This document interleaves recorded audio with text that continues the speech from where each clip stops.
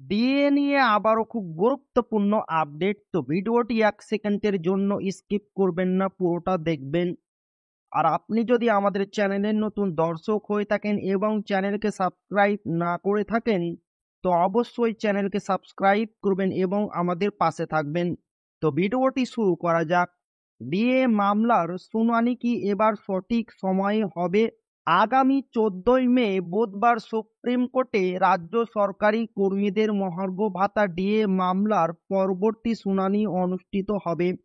গত সপ্তাহে মামলার শুনানি স্থগিত হয়ে যায় কারণ রাজ্য সরকারের আইনজীবী অভিষেক মনু সিংভি জরুরি একটি মামলার জন্য শুনানি পিছিয়ে দেওয়ার আবেদন করেন।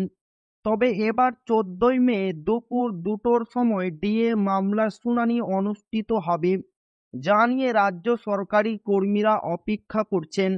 এখন পর্যন্ত এই মামলার শুনানি 16 বার পিছানো হয়েছে এবং বিস্তারিত শুনানি মাত্র 11 বার তালিকাভুক্ত হলেও হয়নি। রাজ্য সরকারি কর্মীরা কেন্দ্রের সাথে সম পরিমাণ ডিএ পাওয়ার দাবি করছেন, আর কলকাতা হাইকোর্ট তাদের পক্ষে রায় দিয়েছিল। তবে রাজ্য সরকার সুপ্রিম কোর্টে আপিল করার পর থেকে এই মামলার শুনানি বারবার পিছিয়ে যাচ্ছে, যা কর্মীদের মধ্যে হতাশার সৃষ্টি করেছে।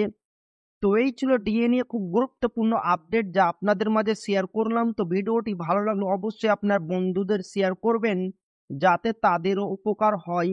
আর আপনি যদি এখনো আমাদের চ্যানেলকে সাবস্ক্রাইব না করে থাকেন, তো অবশ্যই চ্যানেলকে সাবস্ক্রাইব করবেন এবং আমাদের পাশে থাকবেন।